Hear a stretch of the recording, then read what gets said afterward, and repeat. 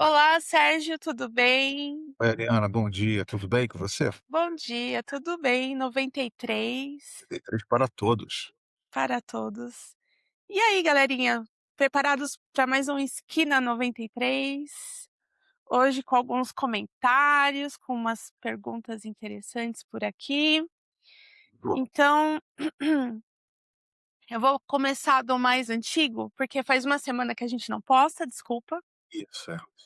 Tivemos um questões problema. pessoais. Ambos tivemos problemas, né. Mas tudo resolvido agora, né?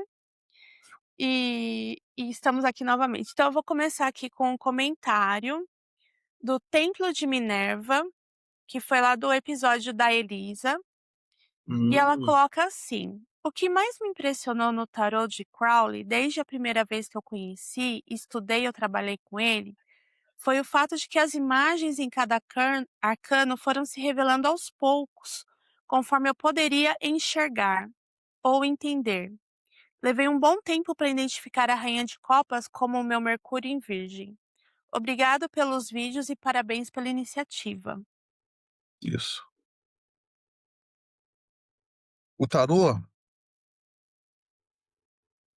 geralmente, ele vai se desvelando à medida que a tua consciência vai se expandindo, né, à medida que você vai tendo novas experiências, novas relações pessoais, né. O tarô trabalha muito com isso, né. O tarô, ele é um grande mapa comportamental para o ser humano, Uhum, né. O que está por detrás do tarô, no final das contas, é a percepção de que nós fazemos parte de uma única família, uhum.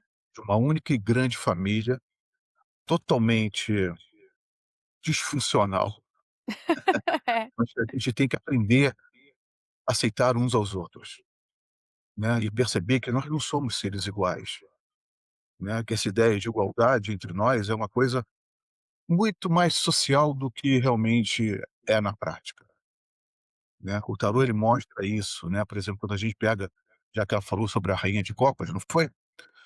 Por isso. exemplo, quando a gente pega as cartas magnas, né, que são as cartas mais complicadas de serem estudadas, porque elas podem ser estudadas de diversas maneiras, né, e durante um jogo de tarô, a percepção do que uma carta magna está nos falando é uma miríade de ideias ali, mas enfim.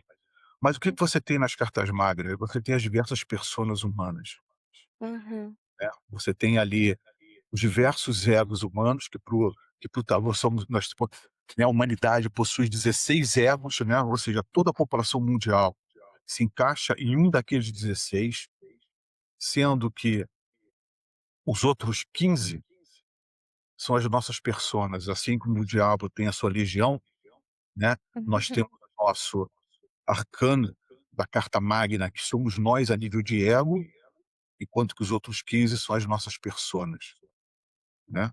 E é claro, né, nós vamos nos identificar com um deles, e não necessariamente a nível astrológico não, é muito mais do que isso, é Sim. comportamental, E é muito é a maneira como a interessante. gente lida com o dia a dia, a maneira como a gente lida com a vida.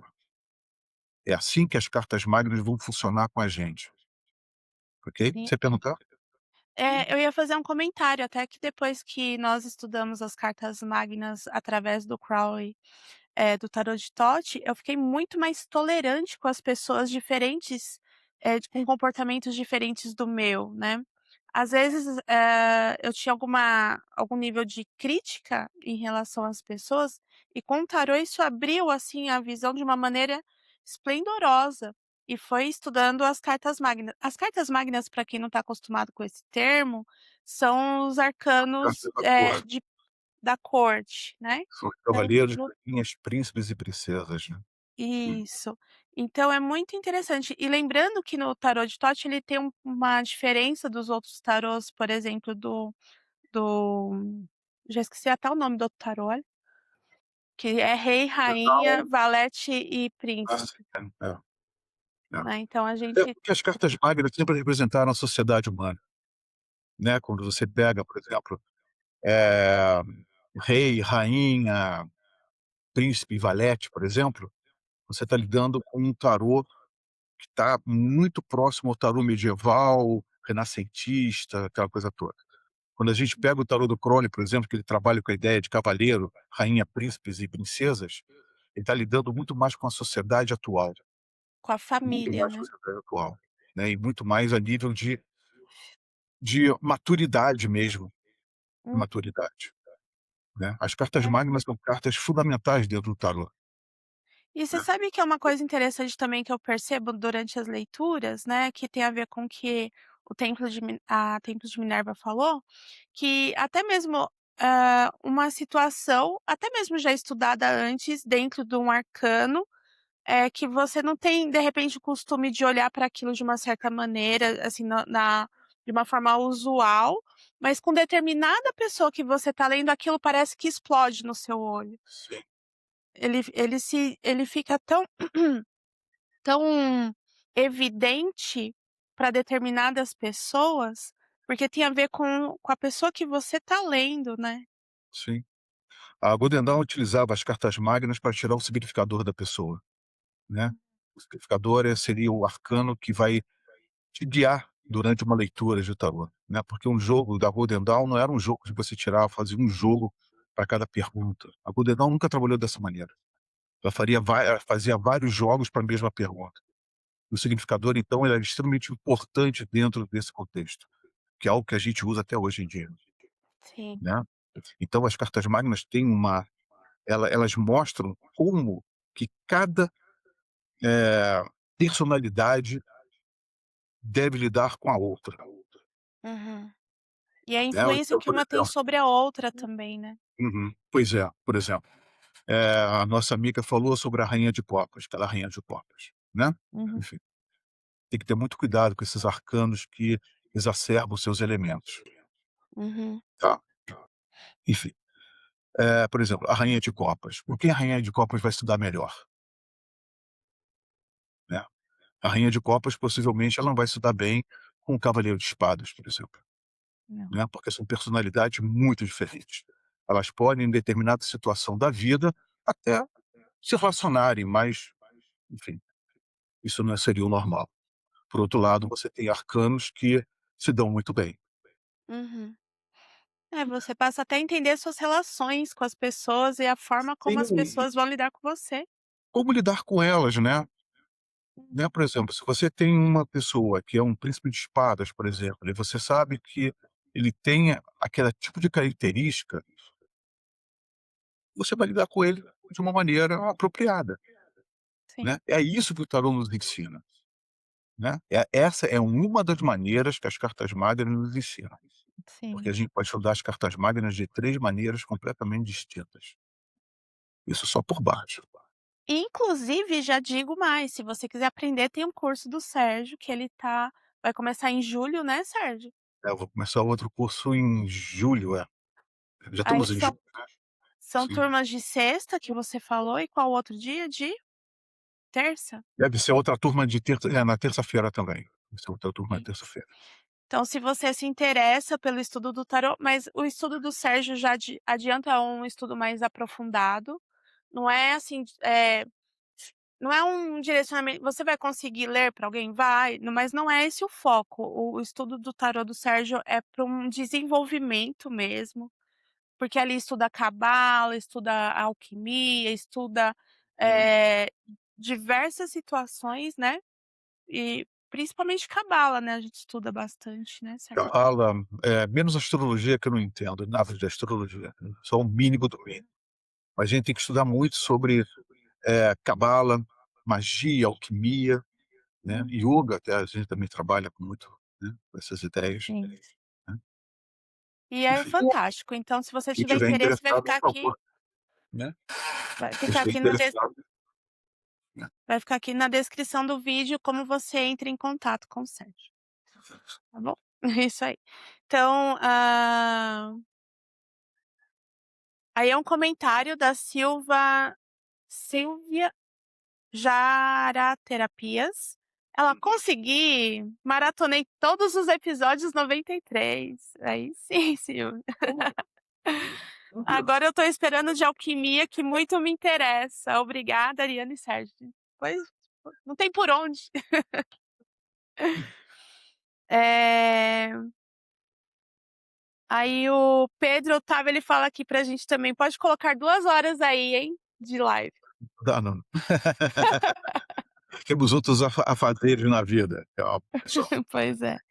Talvez, Pedro, a gente tá aqui matutando a ideia de fazer um clube de membros aqui no canal, né, vamos ver. Vamos ver. Vamos ver, vamos ver. Eh, aí o Vinícius Amaral, ele coloca aqui: "Bronze, não existe nenhuma possibilidade do instituto algum dia traduzir as demais obras do Kenneth Grant?" Não, não. Não, não, eh, não porque dá muito trabalho, né, e não é esse o meu objetivo. O objetivo inicial do instituto era isso, era editar livros relacionados a Telemann, numa época que você não tinha. Hoje em dia tem um pessoal que já faz isso, né, deixa eles tendo esse tipo de trabalho. Eu prefiro trabalhar com coisas novas. Eu prefiro trabalhar eh, com novas ideias, com novos conceitos, Isso é né. maravilhoso. Esses textos do Grant, do Crowley, eu deixo para quem tem tempo suficiente para fazer traduções, revisões, essa coisa toda, porque dá um trabalho desgraçado fazer um negócio desse, né. Nós no instituto já editamos alguns livros, mas dá um trabalho gigantesco, né. Uhum. E eu não tenho tempo para fazer isso, né, e também eu não tenho muita paciência para fazer isso, né, então eu prefiro deixar para quem tem tempo e paciência para fazer isso, tá. Também porque os livros do Grant, eles requerem um certo cuidado e mais do que isso, eh, eles necessitam uma explicação. Uhum. Tinha que ser algo comentado, né, alguma coisa assim, né. É,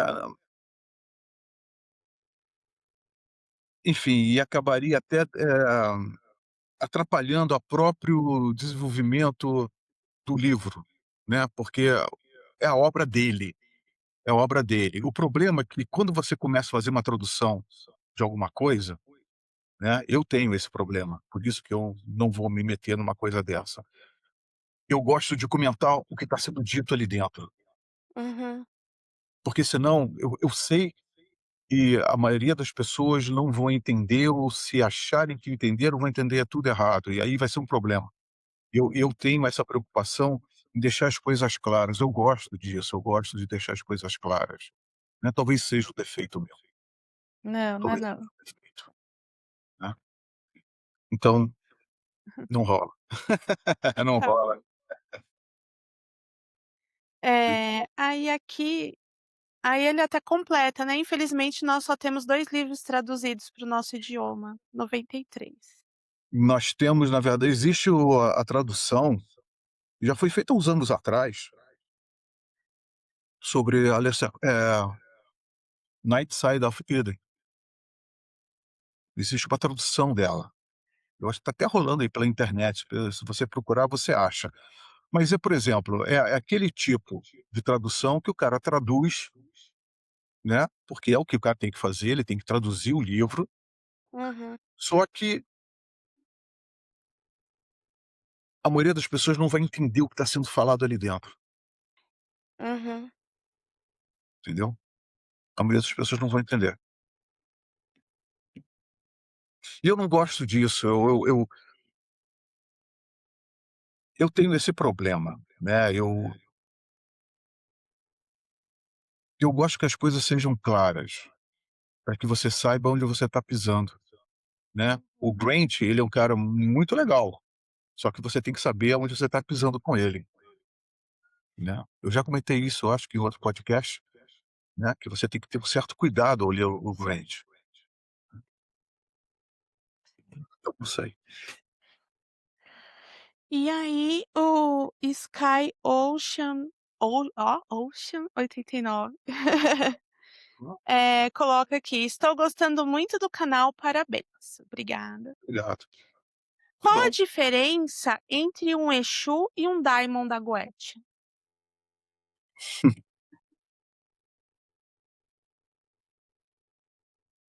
O Exu é algo externo, né, vou colocar bem assim, um um ser da Goécia é algo interno. Basicamente essa é a grande diferença, né. Uhum, O Exu é algo externo a você, né, e óleo os seres da Goécia são algo interno a você. uhum, Basicamente é isso. Não vou entrar mais em detalhes sobre isso não. Mas é isso mesmo, né. uhum.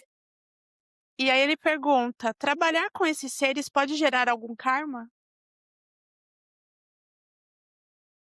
Não, não. Com os seres do Goécia que ele deve estar falando, né, deve estar perguntando, né. E eu acho que Não. do Exu também, né. O Exu também? Bem, eh, parafraseando mal e porcamente, você é responsável por tudo aquilo que você alimenta, Uhum, né. Por exemplo, se você alimenta um cachorrinho na rua, ele vai começar a te seguir, né, porque ele viu em você alguém que está dando para ele a coisa que todo ser humano necessita, todo ser vivo necessita, que é alimento, uhum, né. A partir do momento que você alimenta uma vez, aquele cachorrinho vai começar a te seguir, porque ele vai querer ser alimentado e ele vai te servir, né, enfim. Bem, já Se no se Oeste você não, né. No Oeste você está, trabalhando com questões internas, uhum. vamos colocar assim. É, sobre a parte do cachorrinho que o Sérgio comenta aqui, se não me engano é no episódio 13 que nós falamos de uma forma bem mais abrangente sobre isso. Dá uma Uhum. olhadinha lá, né. Aí ele Tem eu esse não sei se é episódio que ele eu ou não ela. lembro de cabeça não. Eu não sei qual foram os podcasts que eu falei tais coisas não lembro não. Vou colocar o card aqui depois, aí eu vou confirmar também, também não tenho certeza se é o 13, mas eu acho que é. Porque eu lembro dos episódios pela carta do tarô. Ó, hum, doida essa menina. Hã.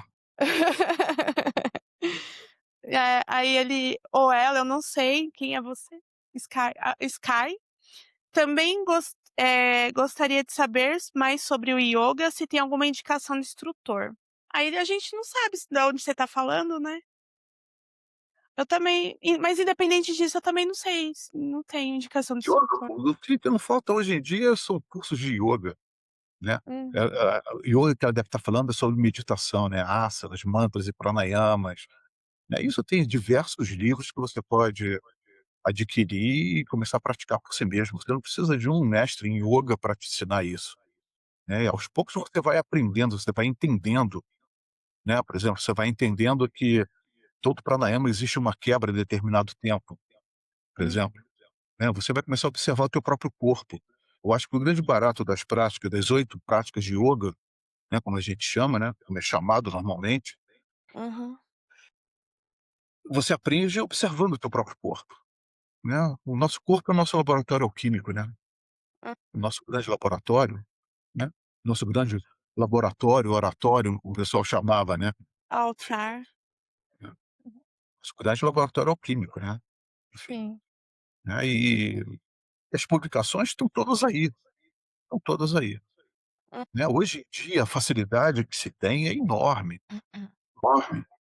Mas você sabe que eu vejo também as pessoas têm um pouco de insegurança de fazer isso por conta própria, não Eu acho só isso na verdade, eu acho que é preguiça, eu vou te explicar por quê. É muito difícil você delinear um horário do seu dia para você durante uma hora para você fazer uma determinada prática. É muito difícil, é mais fácil quando você está dentro de um grupo, esse grupo se encontra, se torna uma reunião social, né, onde todo mundo vai sentar ali para praticar meditação, por exemplo. uhum, É muito mais prazeroso, é muito mais, eh, é menos sacrificante do uhum. que você estipular, por exemplo, 9 horas da noite. Você larga tudo na tua vida, não importa se você está em casa ou no trabalho, você larga tudo para fazer uma hora de prática. É É verdade. muito mais penoso, é muito e aí entra a preguiça, justamente o grande problema da evolução espiritual, vamos colocar dessa maneira, meio estapafúrdia, é a disciplina, Uhum. é a disciplina. É você estipular algo para você Sim. e fazer aquilo que você estipulou até o final. Isso é É muito porque difícil, né. quando Então as você tem um pessoas preferem compromisso. arrumar um mestre, né, preferem arrumar um grupo, né, porque é uma coisa mais social, uma coisa mais, né, fica uma coisa mais ritualística, né, uma E é coisa assim. engraçado também, né, Sérgio, porque parece que quando a gente tem um compromisso com o outro, esse compromisso vale mais do quando que o compromisso é com a gente mesmo, né. É, é. É, Eu vou te falar uma coisa, e isso é um problema, total. isso é um problema. Uhum, É aquelas pessoas e elas meditam ouvindo música, uhum, é aquelas pessoas que meditam com incensozinho, né. Então, vai chegar um momento que elas vão perceber que o ambiente não é propício para a prática. uhum. "Ah, eu preciso de um local que seja propício", né. "Ah, onde eu moro tem muito barulho da rua, não sei mais o quê, eu não tenho as condições ideais", você nunca vai ter condições ideais para coisa nenhuma na tua vida. Você Aquela sabe. história que as pessoas falam: "Ah, eu tô dando um tempo, porque a minha vida material está muito ruim, mas quando ela melhorar eu vou voltar". Não vai voltar nunca, porque a tua vida material nunca vai estar da maneira como você quer. Você sempre vai arrumar uma desculpa para não ter que fazer.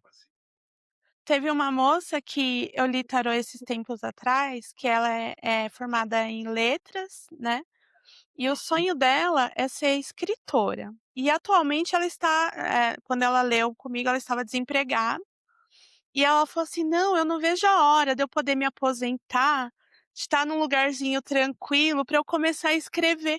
Aí eu falei: "Mas mulher de Deus, por que que você vai esperar se aposentar?". Isso, assim, ela é nova, 30 abaixo. Se aposentar, sendo que você tem todo o tempo do mundo agora, porque você tá desempregada, por que que você não começa já? Você precisa estar num lugarzinho calmo, tranquilo, no meio do mato pra fazer isso. Você nunca vai conseguir. E quando você estiver no meio do mato, tranquilinha, você vai querer ir pra uma cachoeira, você vai querer brincar com o teu cachorrinho, você vai querer fazer uma trilha, você não vai ter tempo. O grande problema de tudo é a disciplina, Uhum. né, o comprometimento que você tem com aquele caminho que você escolheu. Nós temos um podcast que eu falo muito sobre aspiração, Sim. né. Se você não tem essa aspiração, minha amiga, não É, vai. a questão é que é o aqui e o agora, né. Então é isso, vamos ver Nós se nunca tem mais alguma tivemos coisa. as condições ideais para nada. Aquela ideia budista de que você vai se enclausurar num mosteiro, lá no alto de uma montanha, porque lá você vai ter as condições ideais para atingir a iluminação, primeiro, É tão romântico isso, né. eu acho meio eu acho meio patético. É. Não, o que eu digo é que é esse romantismo É, utópico, sabe. o romantismo, né. É, Ah, vamos lá. Aí o Instituto Rock Antigo, tudo bom? Seja bem-vindo novamente. Fala mais do Zen de Avesta. e o Zen de Avesta é talvez o primeiro grande livro de revelação que a humanidade tenha recebido, vai saber, Uhum. né. É um livro antiquíssimo, né, ele surge lá com Zoroastro, e na verdade a gente não sabe qual Zoroastro recebeu o Zen de Avesta. Porque o nome Zoroastro é uma fórmula mágica, né, o Paramahansa, mestre do templo, Merlin, está tudo relacionado a mestre do templo, no final das contas. A gente não sabe quem foi Zoroastro, né, mas o Zen de Avesta é o primeiro livro, que a gente conhece, pois,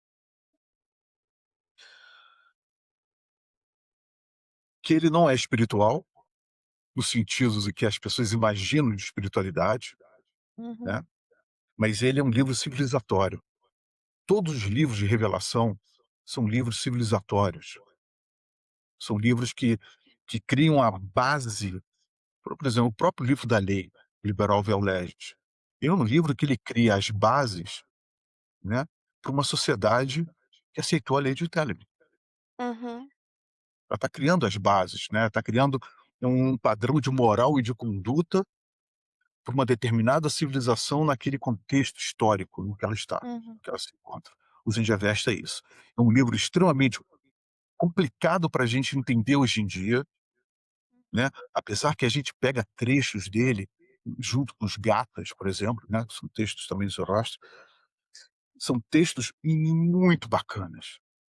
hum, É meio cansativo, confesso, né. uhum. Pô, o Zendavesta é de quando mais ou menos, né, o pessoal data ele por volta de 1800 antes de Cristo, né. A gente acredita que seja até mais antigo do que isso, Uhum, né, enfim. Mas quando a gente olha o livro com atenção, tem passagens ali de uma profunda beleza, de uma beleza profunda beleza, né. Zoroastro foi o primeiro cara que falou, né, que é preferível trabalhar do que rezar a Deus. uhum. Porra, isso é fantástico, cara, falar isso 1800 antes de Cristo. Sem dúvida. Enfim, Muito é um bom. livro muito legal. E o Zendavesta ele tem uma coisa interessante que torna que eu fa que na minha visão ele é extremamente bonito e que aproxima muito, né, por exemplo, do livro da lei, é porque o Zoroastro, ele entra em contato com a Ura Mazda, né, que o leva até a presença do grande Senhor do Universo. Olha que bonito. E lá o Senhor do Universo dita, através da Ura Mazda, o Zendavesta. Olha que legal. Muito parecido com o que a gente vê no próprio livro da lei, por exemplo, Sim. né, bem Mas diferente. eu acho que os outros livros também de alguma maneira têm é que não nem todos eles descrevem como foi recebido, mas sempre tem essa intervenção, Sempre essa, né. todas as religiões, no fundo, eu acho que todas as religiões têm o contato do seu profeta com seus sagrados anjos guardiões. Uhum, E os sagrados anjos guardiões nada mais são do que os intermediários dessa santíssima fraternidade, no uhum. final das contas, Sim. né. O Ahura Mazda, ele dita para o Zoroastro, as palavras de Zurvan, Hum. que é um ser humano, que é representado como um ser humano com cabeça de leão, com uma serpente enroscada nele. O livro da lei fala de uma coisa Uhum, muito similar. Na verdade, você encontra no livro da lei referências a diversos livros sagrados e a diversas religiões extremamente importantes, por exemplo. uhum, Você encontra referências ipsilítere, né, de textos mitraicos, por exemplo, uhum. né. No capítulo 3 do livro da lei, quando ele fala: "Sacrificai gado pequeno e grande", isso é um trecho de um texto mitraico, Olha, ipsilítere. caramba. Quem não sabe o que quer dizer isso, é ao pé da letra, ao pé da letra, Igual, quase um plágio.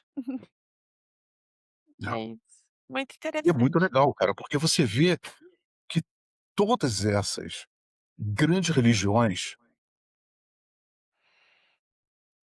enquanto elas não são deturpadas, todas elas têm o mesmo tipo de verdade, Uhum, até o momento em que, né, o espírito foge da letra, né, e uhum. a coisa fica feia, bem feia, Sim. né. Até alguém entender que pode ter algum tipo de vantagem com aquilo, aí ferrou. Já. Uhum. E você vê inclusive uma continuidade de pensamento, Sim, né. Por isso exemplo, é nós temos um livro interessante, né. Telemann, nós temos um livro de classe A, que é o Liber Ararita, que é o último livro de classe A da, Hum, né, e a palavra Ararita é composta por 7 letras. Cada uma dessas letras está relacionada a uma grande religião do planeta. olha que legal. É. É. Quando você lê cada capítulo, você consegue identificar ali dentro cada religião, cada grande religião, o que é muito bacana, cara, é muito bacana. Muito bom. Porque no fundo, as pessoas que fazem parte desse colégio secreto que a gente chama da A, né, vêm de todas as religiões. Você tem adeptos, né, você tem iniciados de todas as religiões, de todas as religiões, né. Sem dúvida. Falar que só quem faz parte de lá são pessoas dessa ou daquela religião, isso é um absurdo, isso é um absurdo isso. É o que a gente estava conversando agora há pouco, né, acho que cada um precisa de uma roupagem diferente para o seu próprio entendimento e para o seu momento de vida, né. E criticar o outro por conta disso é tão estúpido, porque É, é. é estú Cada ser humano, por se encontrar num estágio particular de sua evolução, se identifica mais e melhor com um determinado tipo de filosofia. sim. Eu me lembro que quando eu comecei essa minha caminhada dita espiritual, Hum. o que me faltava era uma filosofia que embasasse minhas práticas. Por exemplo, eu praticava meditação, mas eu não tinha uma filosofia na qual eu me reconhecesse nela e que embasasse aquela minha prática. Eu fazia as práticas simplesmente eh, ou por disciplina ou por uma coisa meio mecânica, Uhum, mas eu sentia que faltava uma filosofia que me guiasse, né. Até o dia que eu conheci Telemann, né. hum, Continuei fazendo as práticas, mas ali as práticas de meditação, asana, mantra, pranayama, aquela coisa toda, mas tendo uma filosofia que embasasse aquilo, e isso falta, né. Então você falar: "Ah, o budismo não serve, não é", serve, serve para aquelas pessoas, aham. Você né. sabe a sensação que eu tinha no meu caso? Que eu em cada lugar que eu fui até hoje, que eu e olha que eu frequentei várias coisas procurando, acho que esse embasamento, eu me sentia como uma visitante. Eu chegava e olhava, era bem recebida, só que ali eu era uma visita. Eu não me Uhum. sentia em casa, não sentia que era o meu lar. Mas E aí em Telema eu já sinto isso, eu já sinto pertencente, assim, eu tô uhum. há um pertencimento no nesse lo não vou dizer local, mas nessa estrutura, é algo nesse sentido. Porque tem muito a ver com a nossa estrutura mental. Hum, Essa ideia de pertencimento tem muito a ver com a nossa estrutura mental, muito mais do que com o meio em que nós fomos criados, e sim uhum, de coisas que nós trazemos de encarnações anteriores, entendi. né. E aí você se identifica mais com uma coisa ou com outra. Por exemplo, eu ao longo da minha desde criança eu sempre tive problema com alguns tipos de religiões, e cultos e seitas, por exemplo. Eu sempre tive alguns problemas com elas, Uhum, por não acreditar realmente, por eu olhar para aquilo ali e não ver verdade alguma naquilo, sim. né. Apesar de perceber que por detrás de toda aquela firula que ninguém falava ali, existia uma verdade, mas que tinha sido tão corrompida, essa verdade que perdeu o espírito, né, a letra perdeu o espírito, Uhum, enfim, né. Isso tem muito a ver interessante. com a nossa estrutura, né, com o nosso processo de evolução pessoal. Por isso que nós não somos iguais, né, quem prega igualdade, pode ser só a nível mesmo jurídico, É né, não verdade. E somos. olha lá, hein. E olha lá, e olha lá, porque nós não somos.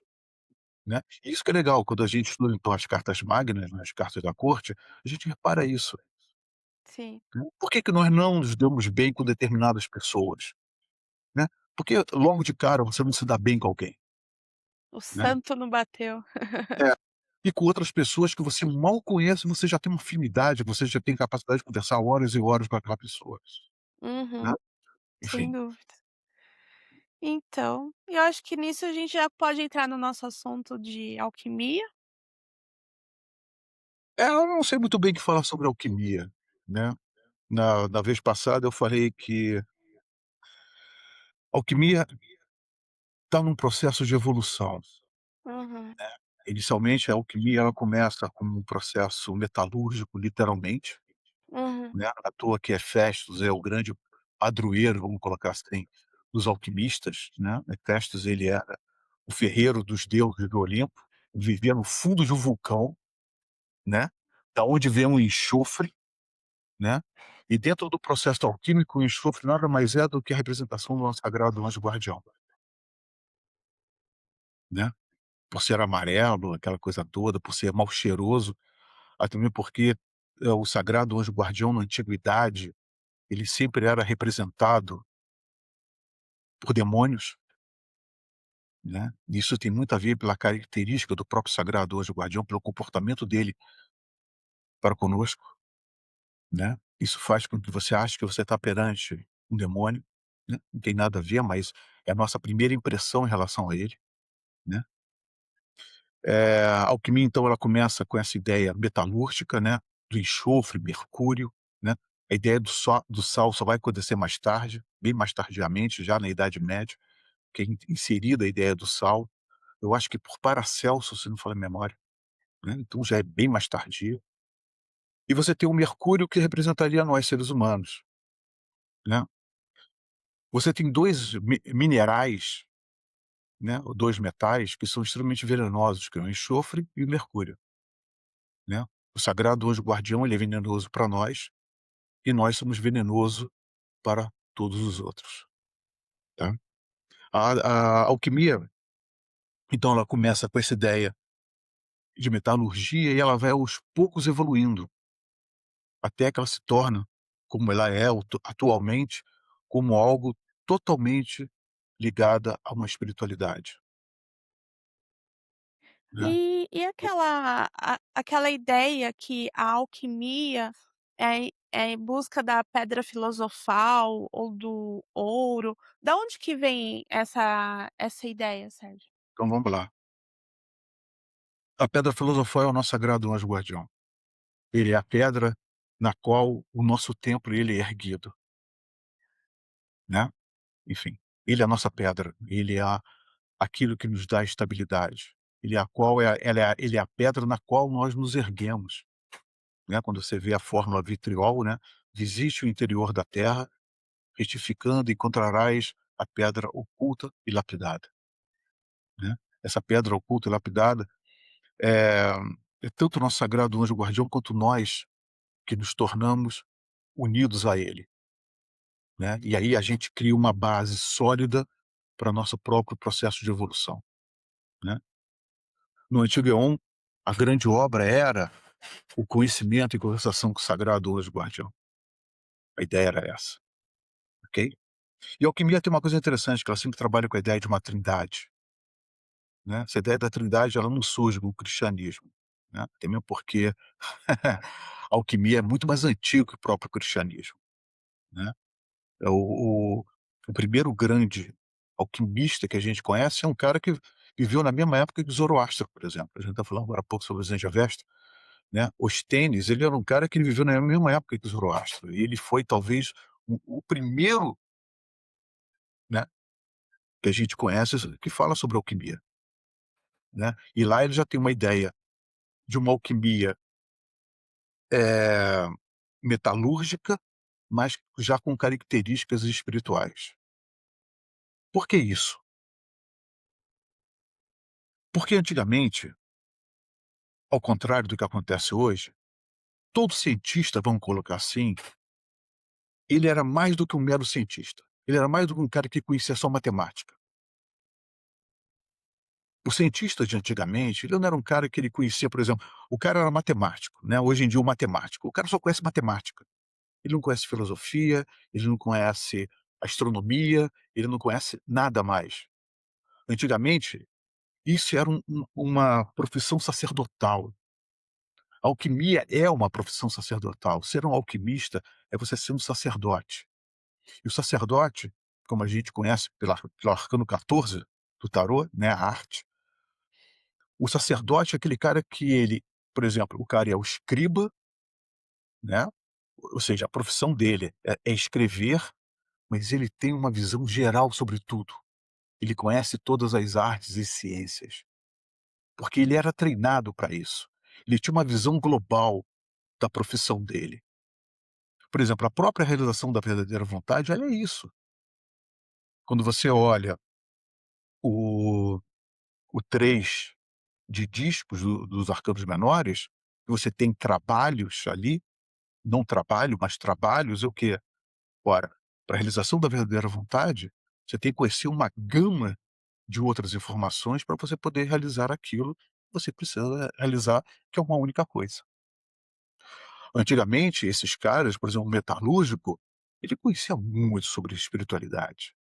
E ele conseguia então fazer comparações, que é uma coisa que a ciência moderna perdeu. É, isso veio muito com o iluminismo, né, que fragmentou o Sim, conhecimento, né. sim, sim. E ali, você tem que ser especialista, que nem hoje, você vai marcar um ortopedista: "Ah, mas você quer o quê? Do eu quero do mindinho da mão direita". É, ortopedista de braço não sabe mexer com o pé.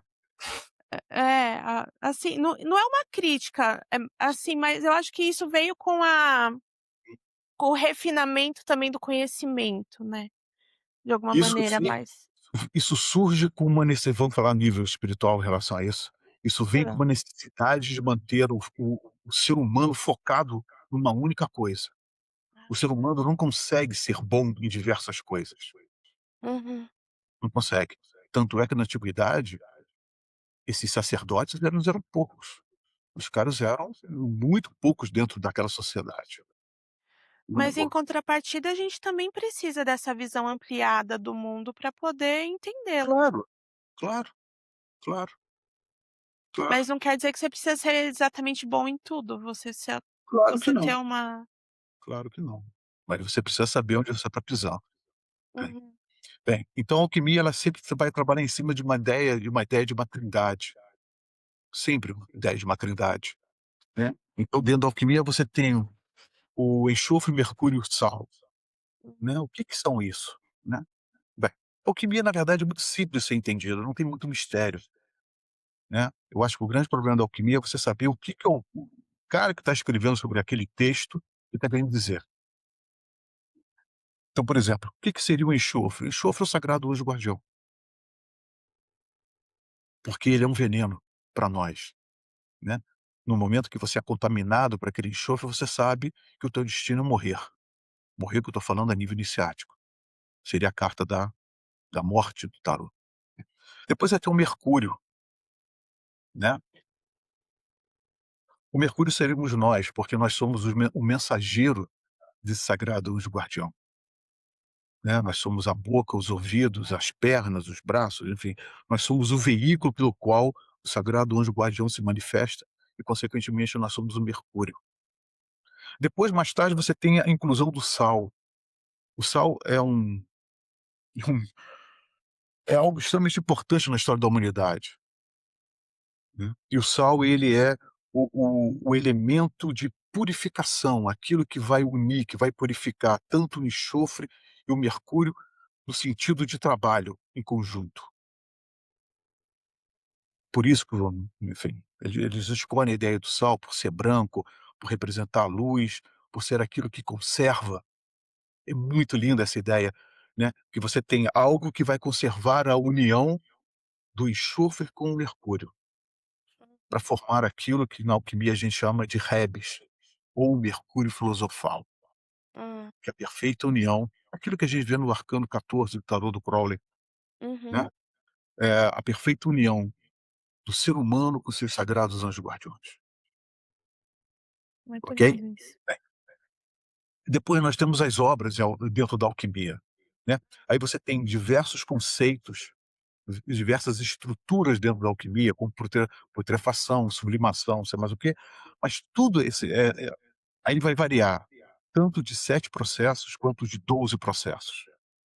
Aí vai depender da filosofia de cada alquimista. Ah, tá. Mas o que que são esses processos? Sublimação, calcinação, putrefação, né.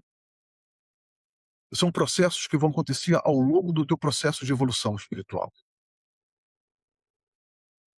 né, e isso é muito particular. Isso vai depender muito de autor para autor. Só para vocês terem uma ideia, putrefação, alguns autores colocam como processo inicial de tudo, Hum, outros colocam como processo final de tudo. tá. É o momento em que você morre definitivamente. Uns botam a putrefação como a tua morte inicial. Na verdade, eu acredito que a putrefação ela é o último processo de todos esses processos alquímicos, de sublimação, calcinação, isso tudo. Que cada um deles está relacionado com realmente um processo iniciático. Seria até muito enfadonho ficar falando tudo sobre aqui, cada um deles sobre aqui, né. É só para vocês poderem entender como é complexo a alquimia dentro da ideia que é um pensamento muito refinado, que sai de uma metalurgia, passa pela medicina, passa pela magia e termina dentro de um processo totalmente iniciático atualmente, né. A É alquimia é tão muito refinada que às vezes quando você lê alguns alquimistas modernos, né, que dizem que os alquimistas já conheciam a energia nuclear, eles já tinham como fabricar uma bomba nuclear, né, coisas que surgem lá com Fulcanelli, assim, vai passar por Jacques Bergier. É patético isso. Isso é patético, porque alquimia não é esse processo. Ninguém está preocupado com isso. Alquimia atualmente já está preocupado totalmente com o processo espiritual mesmo, né. Também dentro da alquimia nós temos os 3 grandes, eh, as 3 grandes obras dentro da alquimia, né, que na verdade são 4, né, mas a gente reduz sempre elas em 3. Nós temos a obra em negro, né, que seria o nigredo, né, como os alquimistas chamam. Eh, Só para dar uma visão mais clara, o que que seria essa obra em negro? É aquele momento em que você está completamente fora da luz, ou seja, que você está caminhando nas trevas, você não sabe muito bem para onde você está indo, uhum, né. E o que faz com que você caminhe pela obra em negro, a única coisa que faz você caminhar pela obra em negro e sair dessa obra em negro é a tua aspiração. Eu estou falando dentro de um processo totalmente espiritual, uhum. ok?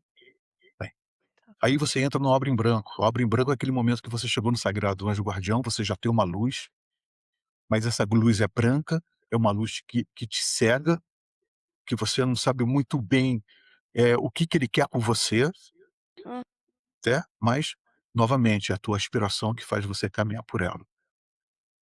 Alguns alquimistas colocam entre a obra em negro e a obra em branco uma subobra, que seria, eles chamam de citrina, se não me falha a memória, que é uma obra amarela, que seria quase que dentro da cabala uma relação com o véu de Parroquet dentro da cabala, ah, tá. né. Seria um momento em que você está olhando para o sol, mas você ainda não chegou no sol, né, você está indo num processo de mudança, Uhum, de mudança. E a última parte dessa grande obra seria a obra em vermelho, que seria o rubedo, né. Rubedo é o momento em que você atinge, eh,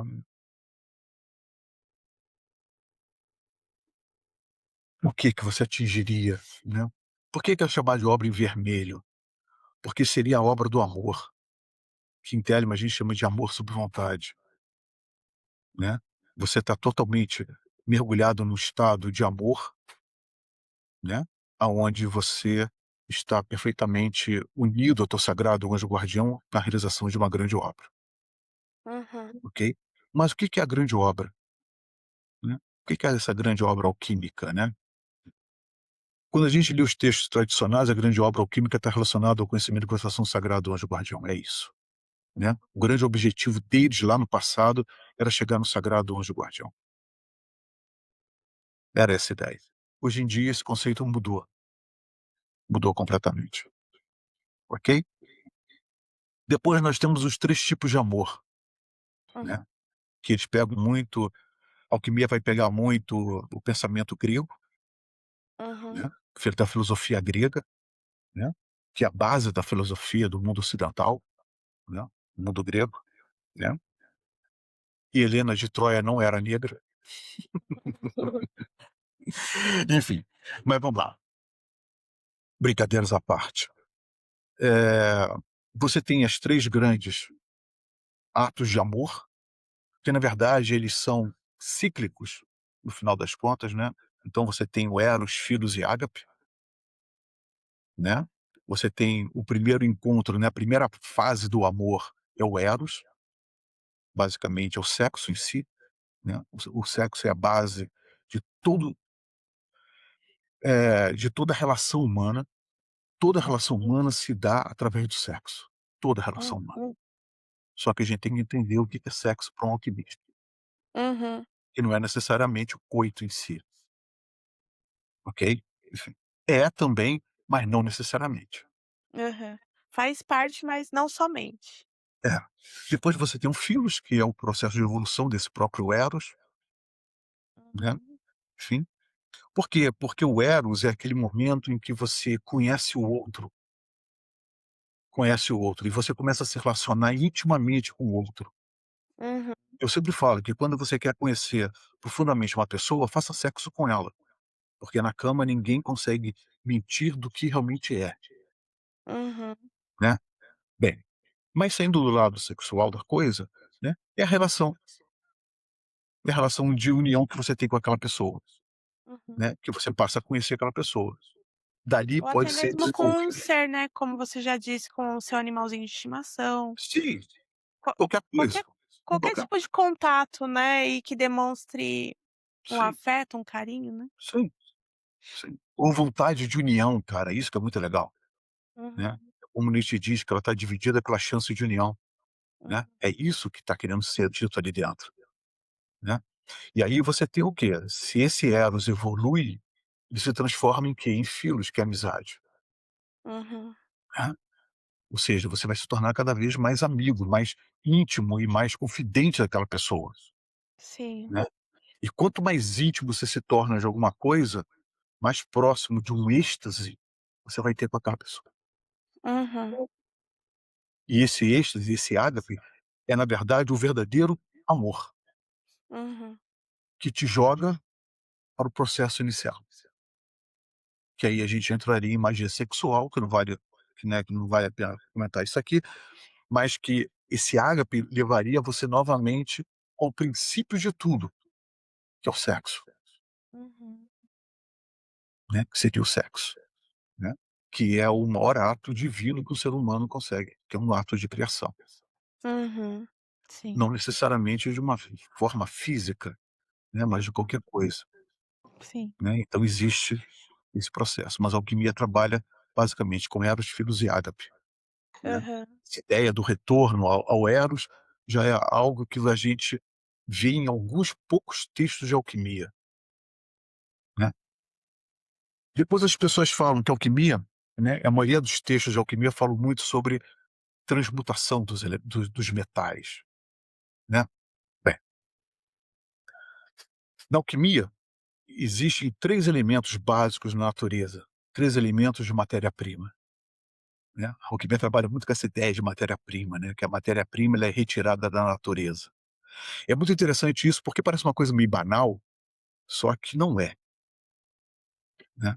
Bem, a natureza que a gente fala dentro da alquimia é aquilo que em Telema a gente chamaria de Nuit, ou alguma coisa superior, né. Todos nós viemos de uma coisa superior, todos nós viemos de uma coisa superior, né, enfim, e não necessariamente o sagrado anjo guardião, ok? Ponto. Eh, a matéria-prima. Dentro da alquimia nós temos o quê? Nós temos os animais, os vegetais e os minerais. Por que que o ser humano dentro da alquimia é o mineral e não o animal e o vegetal? Hum. Isso que é interessante. Existe um texto do Edward Kelly, né, aquele parceiro lá do Down né, que é muito legal, é muito legal. É o seguinte, por que que nós não somos o animal? Porque o animal é bruto, é selvagem, né, é aquele é isso, é a É a animalidade. besta. Tadinho da besta, né, tadinho da besta. Mas é a animalidade, é o lado violento, agressivo do ser humano. E isso, quem nasceu nesse estágio, vai ficar nesse estágio até evoluir. Uhum, Depois você tem um vegetal. O vegetal é o quê? É um ser parado, que não se mexe na natureza, um ser totalmente passivo. uhum, E aqui é muito interessante, porque a gente pega os gunas. Você lembra daquela aula que nós tivemos aqui sobre as armas elementais? Que eu falei sobre os 3 gunas? Pois é. O animal seria o ativo, o ativo. O ativo acha que sabe tudo, que pode tudo, que é capaz de tudo.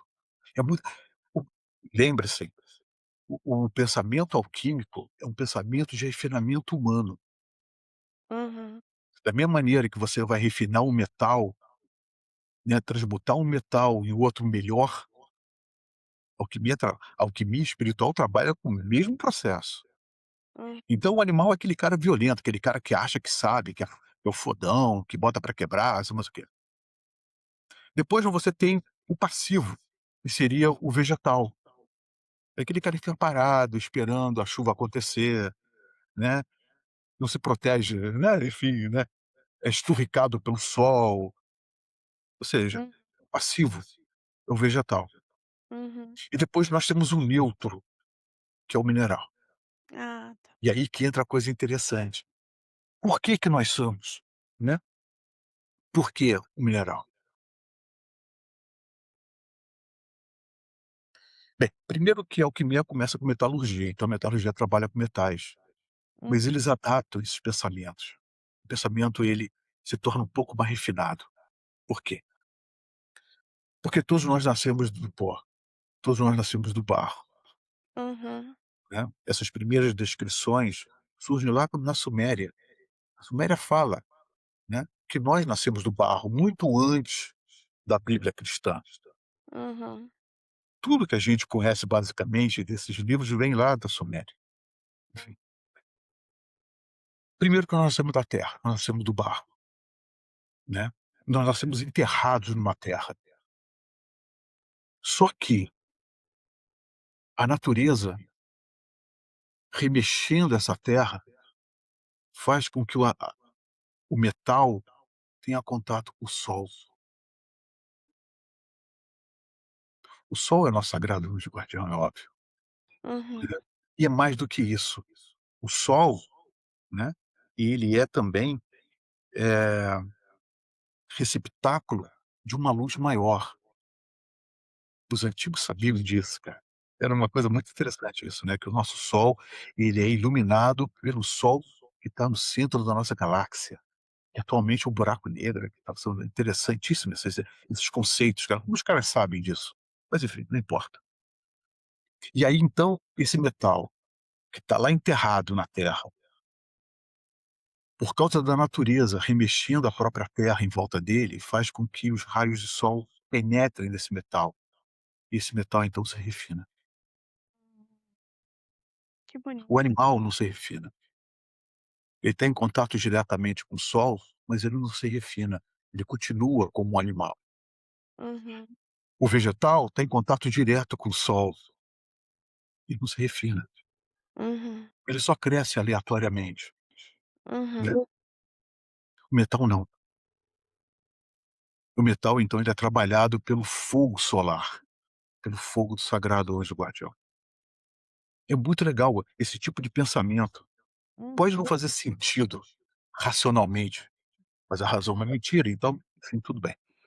Né. Então você tem esse contexto. Por isso nós somos o metal. Nós somos essa matéria-prima que está enterrada na terra e que a natureza revolve ao ponto de que o sol nos ilumina. O sol poderia fazer uma alusão também ao fogo que transforma o metal? Sim, sim, claro, Que é da mesma natureza, né? claro, claro, né. Você precisa saber qual é o conceito do fogo para os gregos, Hã. né. Os gregos falavam: "Por que que o fogo sobe em direção ao céu? Porque ele está buscando fogo maior". Ai, que bonito. É interessante isso, né. Parece uma coisa, assim, meio idiota quando você ouve isso a primeira vez, mas tem uma poesia por detrás da coisa. É isso que eu ia falar, é poético, né? Então Que a você gente tem tá isso. sempre em busca da nossa fonte primordial, né? Uhum, sim, sim. Então você tem essa ideia, né, desses 3 elementos, sendo que o principal elemento da alquimia é o metal, Uhum, que é trabalhado, nós somos aos poucos, somos moldados ao ponto de que nós vamos nos tornar em metais preciosos, hum. né, cujo objetivo não é o ouro. É isso que é interessante. E por que que o objetivo é a prata?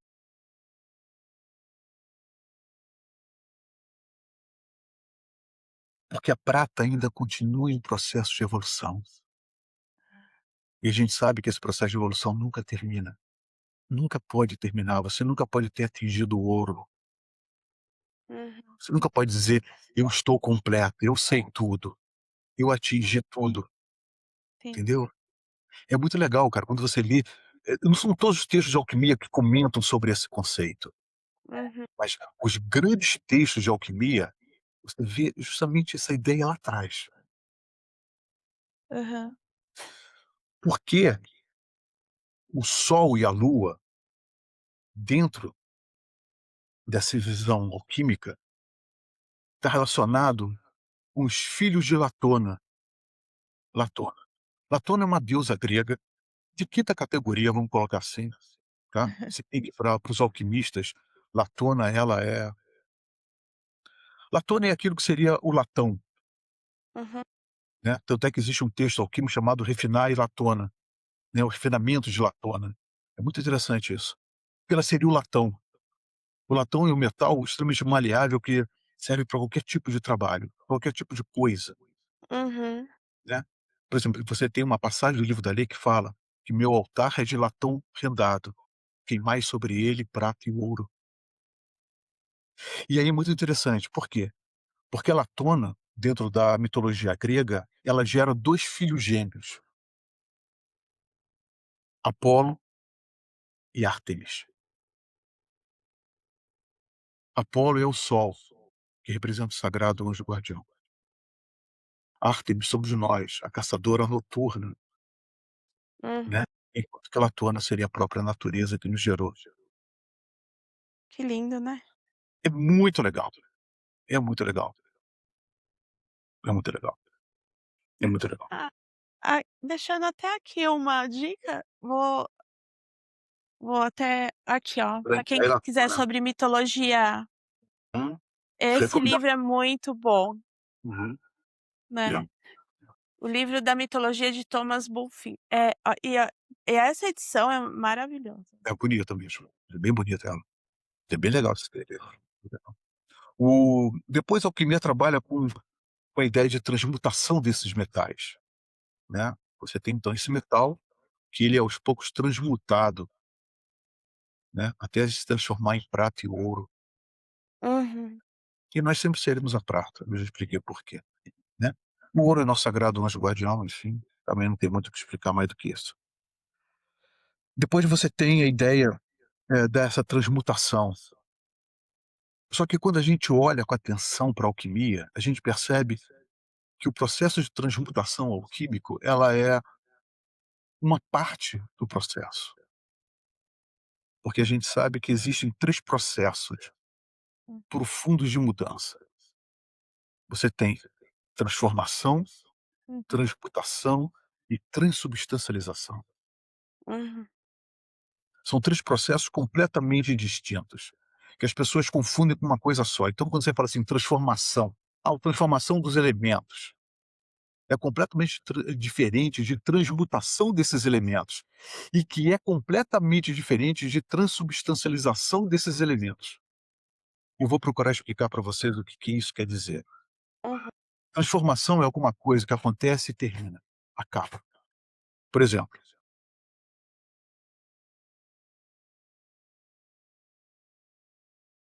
você tem uma ideia, né, por exemplo, surge uma ideia na tua cabeça, mas imediatamente essa ideia desaparece, e você esquece ela. uhum, Por um milionésimo de segundo, você teve um momento de transformação. Isso em ritual mágico, o que que é isso em ritual mágico? Para vocês poderem entender melhor. Eu faço um ritual onde eu quero mudar a natureza de um elemento para outro. Eu faço o ritual, eu consigo fazer isso acontecer. Quando o ritual termina, aquilo volta a ser o que era. Isso quer dizer o quê? Eu tive uma ideia, essa ideia passou por mim, eu perdi essa ideia. uhum, Perdi. Ou seja, momentaneamente eu consegui uma transformação, só que eu não consegui absorvê-la, capturá-la para mim, utilizá-la realmente para mim, né. Durante aquele breve instante, aconteceu algo, mas que eu perdi. Isso é transformação, alquimicamente falando. Depois você tem a transmutação que as pessoas falam, né. Uhum, Transmutação é o quê? Eu faço o ritual para transformar uma coisa em outra, eu faço isso, isso acontece, o ritual termina durante alguns minutos, algumas horas, mesmo alguns dias até, aquilo continua, só que ele volta ao que era. uhum, Isso quer dizer o quê? É o momento em que eu tenho uma ideia, eu capturo aquela ideia, trabalho aquela ideia, mas se eu não anotar aquela ideia, daqui a pouco aquela ideia desaparece da minha mente. Eu não tenho, ou seja, não é uma coisa que vai ficar comigo para sempre. Isso é transmutação. Isso é transmutação. Por é exemplo, então eu tenho uma temporário. ideia, oi? Ele É tem um tempo temporário. certo para acabar, Hum, ele tem um momento certo para acabar. Isso seria a transmutação. E transubstancialização é o processo completamente diferente. É aquilo que a gente vê dentro da Eucaristia da missa católica, por exemplo. O que deveria acontecer, uhum, né, que é o quê? Eu transformar uma coisa em outra e aquilo nunca mais voltar a ser o que era antes. Ou hum, seja, eu tenho uma experiência, essa experiência me muda de uma tal maneira que eu nunca mais sou a mesma pessoa. uhum, Da transmutação, eu mudei durante o por exemplo, o conhecimento da sensação sagrada do anjo guardião é isso, é um processo de transmutação. Por isso que os alquimistas trabalham muito com a ideia de transmutação, porque o objetivo deles era chegar no sagrado anjo guardião. uhum, Só que depois de determinado tempo, aquela experiência acaba, e acabou, e você nunca mais vai ter aquela experiência outra vez. Isso é transmutação. hum, Se você capturou, se você anotou no teu diário todas aquelas experiências, ótimo, mas se você não anotou, você perdeu, uhum, porque você não vai se lembrar mais. E esse é o problema tiferiano, hum, esse é o problema tiferiano. Já a transubstancialização não, eu passo por uma experiência que ela me muda completamente. Eu nunca mais volto a ser a mesma pessoa que eu era, né. É o que acontece dentro da missa católica, o que deveria acontecer. O cara que pega o pão e o vinho, e ele transubstancializa aquilo no corpo de Cristo. Ou seja, o pão deveria se tornar na carne. Você, ao experimentar a hóstia, você tinha que sentir o gosto de carne humana na tua boca. uhum, Aquela carne embebida no vinho, que foi transubstancializado no sangue do Cristo, você deveria sentir na hóstia o gosto da carne e do sangue do Cristo na tua boca. uhum, É claro que o padre não é um magista, ao ponto de uhum, fazer isso, né. Mas enfim, mas essa é a ideia, uhum. essa é a ideia. A Pois missa é, católica isso é muito mais bem explicada, né, porque era um grande ritual de alquimia no final das contas, né, a missa mas, católica. até pegando o exemplo da missa, isso não tem a ver também com a pessoa que está fazendo É a claro, eucaristia em si? Não claro, só com o padre transformando, mas aquele que está recebendo, não é? claro, claro, mas só que isso não é explicado, então você não consegue, você não sabe, Aham. entendeu? O As problema é a que as coisas não são criançada na primeira explicadas eucaristia tinha que sair tudo traumatizado, né. ou completamente transubstancializadas, Sim. né. Mas que é O isso que eu problema é estou que as coisas não sentindo? são explicadas, e isso é muito ruim, porque você não sabe, e se você Porque é não algo sabe, tão era na profundo, né, e algo tão bonito de entender e infelizmente perdem a oportunidade disso, né. a alquimia trabalha basicamente com essa ideia de transubstancialização. Hum, Você pega um metal inferior, que ninguém dá valor àquilo, né, uhum. tanto é que uma das máximas alquímicas é: "Não existe nada que seja tão vil que não sirva para a tua evolução". Sim. Então você pega um metal dos mais impuros possível, como latona, né, como latão, que é uma que é a mescla de outros metais inferiores, Uhum, né, e através do branqueamento da iluminação dessa coisa inferior, você atinge Ártemis e Apolo. hum. Bonito, né. É poético, no fundo é um processo poético, né. E eu estava pensando aqui, Sérgio, essa substancialização, é que a gente tá claro que aqui no nosso canal o foco é falar sobre no nível iniciático, né. Mas, Mas oi? não é? Sim, mas o que me veio à mente é que, assim, eu já vi alguns documentários de pessoas que cometeram certos crimes, por exemplo, que falam que determinados atos que essas pessoas fazem na vida transforma essa vida de uma maneira que não consegue mais voltar atrás e ser a pessoa que era. Eu tô falando em atos no mau sentido mesmo, né, porque me veio isso à mente. Esse tipo de situação acontece nisso, a gente encaixa esse conceito nisso também Claro, ou existe bem e mal. Isso é uma ilusão. Isso é algo que nós criamos. uhum, Isso é algo que nós criamos. Isso são conceitos civilizacionais que você cria. Isso é bom, isso é mal. uhum, Isso é justo, isso aqui é injusto, né. Nós criamos uma ideia estapafúrdia que Deus é justo e bom, uhum. Não tem como. entendeu. Ou Para eles não existe isso, cara. Para eles não existe isso.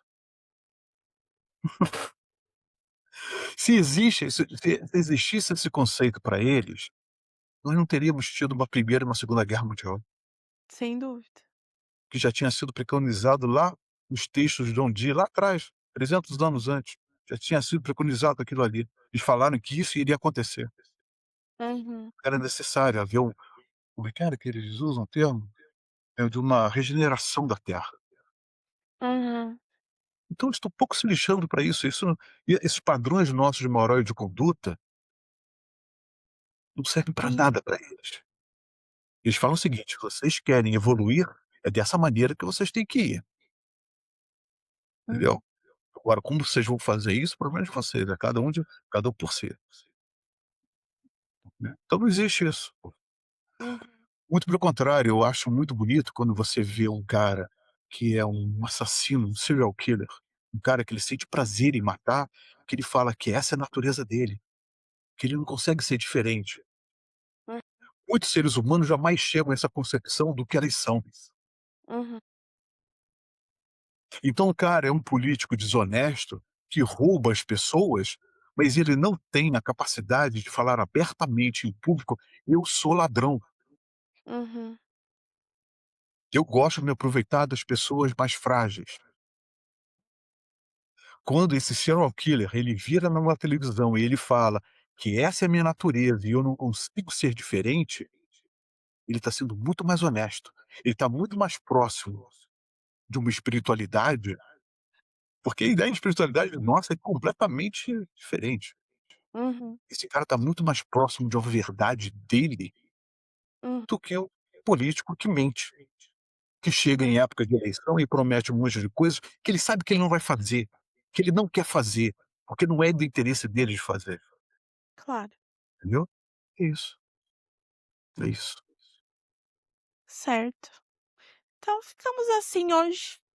Alquimia então é basicamente isso, é um processo de refinamento onde você pega uma matéria-prima extremamente vil e você vai aos poucos refinando ela, né. E é essa luz do sol, né, você tem que estar disposto, você não pode ser nem um animal, nem um vegetal. Você tem que ser um ser neutro, você tem neutro no sentido de que você quer absorver, Uhum, né, que você está além de qualquer tipo de preconceito e absorver o que está sendo apresentado a você. uhum, Por isso que geralmente o sagrado anjo guardião se manifesta para as pessoas quando elas estão em grandes crises existenciais, porque elas não têm mais isso. sim, Elas estão tão, eh, fragmentadas que qualquer coisa que apareça a elas, elas absorvem. E aí que ele vem. Pode parecer uma coisa meio idiota isso que eu estou falando aqui, mas é assim que a coisa acontece. sim, E a alquimia sempre vai trabalhar em cima de uma ideia de trindade, né. Mas também porque nós temos a as supernas, as 3 esferas supernas da árvore da vida, né. sim. Isso aí, Então né. é isso. E Muito dentro obrigada. é muito interessante, porque a o terceiro da trindade não é necessariamente o Espírito Santo, que na verdade nem é um conceito cristão, o Espírito Santo, um conceito zoroástrico, que era chamado de Spenta Maitu, que é o Espírito Santo. Olha que interessante. Nem é um conceito cristão isso, o católico, vamos colocar assim, Aham. católico, né. O terceiro ser da trindade é a mãe, A mãe. representada pela igreja, aonde todo mundo se congrega, Aham. e uma vez dentro do útero da mãe, o pai e o filho têm que fazer aquilo que a mãe ordena. Olha só. É. Interessante, cara, é muito interessante isso. Muito. Vamos desenvolver melhor esse assunto, porque é muito legal. Muito bom. As E se pessoas deveriam você ser mais as igrejas góticas, né, e principalmente os portais das igrejas góticas. É como se você estivesse entrando realmente pela vagina, pelo útero de Maria, da mãe. olha, É, é. Não é à toa que são sempre formados por ogivas, né, por aham, vestices, né, não é sim, à toa. E ali é, dentro, uma vez ali dentro, quando você pede ao filho que interceda junto ao pai, o filho é obrigado a interceder e o pai é obrigado a ouvir os pedidos da assembleia. olha, Por quê? Porque todo mundo está dentro do corpo da mãe. olha que bonito. É, minha amiga, Que não é à toa que chama cúpula, né, a cúpula. O é mu altar fica na cúpula da igreja, né. é Olha muito só, legal, tem muito sentido mesmo. é muito bonito, cara. O problema é que não é ensinado e isso é um problema. Uhum. Mas tem a ver com aquilo que a gente já conversou uma vez, né, essa cisão da igreja, com o místico, né, com essa espiritualidade em si. Na hora que se tornou político, isso ficou muito ruim. Mas nós temos grupos dentro da igreja católica que conhecem isso profundamente, né. Sim. Por isso que a missa nunca deveria ter sido modificada, né. O Concílio Vaticano II foi um grande tiro no pé, Uhum. né. É quando você tem uma ideologia política tomando conta de algo que era totalmente espiritual, É, né. então, isso é Existe um motivo da missa ser rezada em latim e de costas para a assembleia, né. Tinha um motivo, cara, tinha um motivo ritualístico para aquilo, uhum. né. Enfim,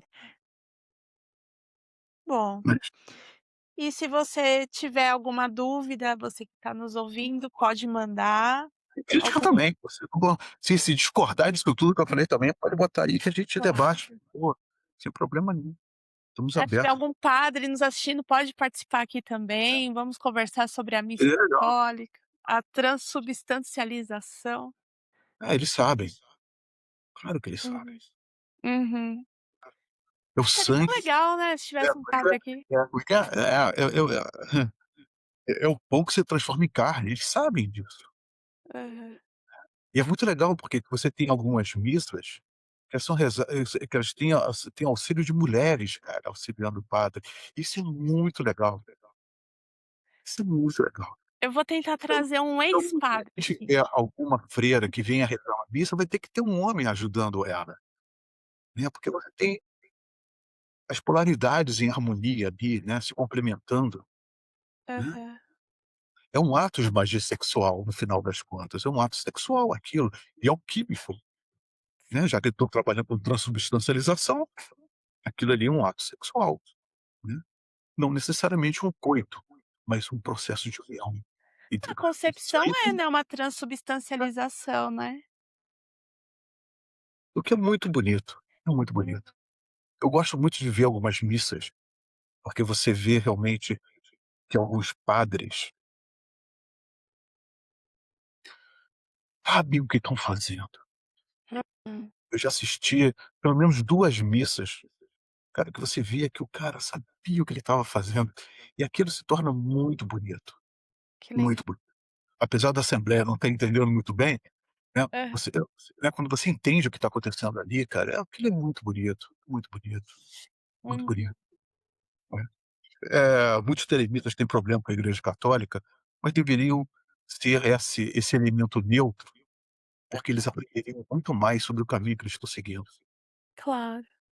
né, aprenderiam muito mais, né. Afinal é só a roupagem, né. Isso aí. Então é isso.